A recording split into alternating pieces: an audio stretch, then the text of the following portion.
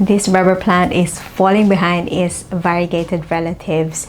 I suspect it's a humidity issue or moisture level issue, maybe both. Keep watching if you love rubber plants, and if you're interested to know why this plant looks skinny and some of the leaves curling, let's talk about the different ways we can fix this. And I'm also sharing other tips to increase humidity for bigger leaves. The Burgundy rubber plant can grow to the size of a tree when allowed to grow full size. As a house plant, it can still grow to an impressive size of 8 feet. I love rubber plants for their large and thick oval-shaped leaves. Here's my Tineke and Ruby rubber plant. The Burgundy received the same care as these two, so I wondered why it wasn't growing well.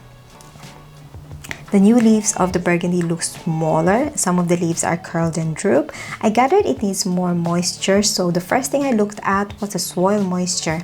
It's the amount of water in the soil, including water vapor. The ideal moisture level for most plants is between 21 and 80%. They absorb water and nutrients from the soil through their roots.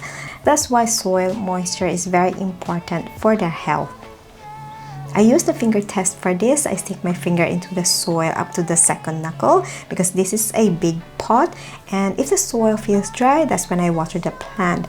I can also use a moisture meter or a skewer to test, but I've always used the finger test and find it efficient.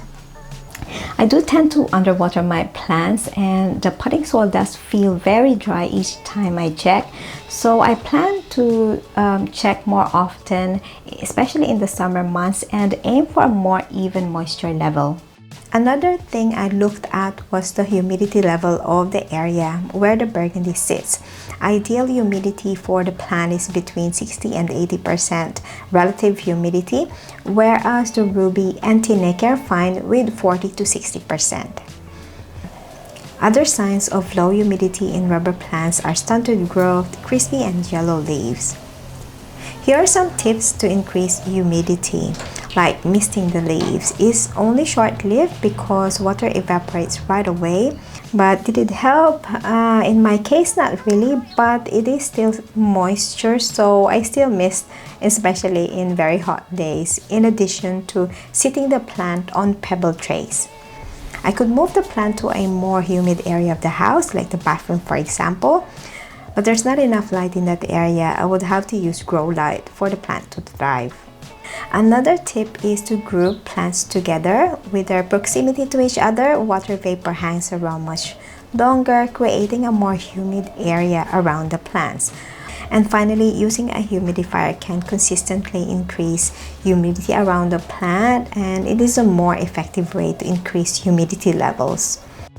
With that said, I believe changing the soil mix for the Burgundy was a good idea, in addition to using a humidifier to see an improvement in growth and leaf size.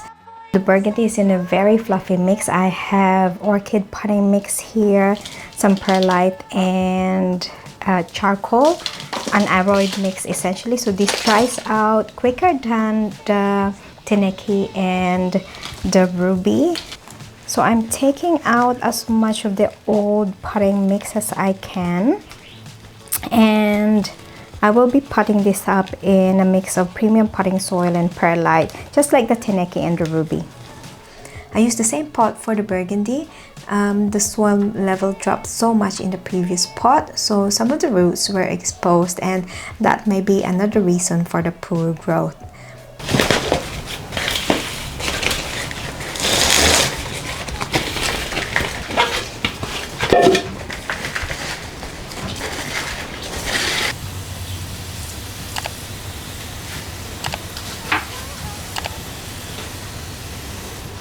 That's it. Now I'll just wait and see if the Burgundy likes this mix. There are more ways to grow a beautiful rubber plant. Check out my video on how to get bigger leaves on your rubber plant. The link is in the comment section. Bye for now, and I'll see you in my next video.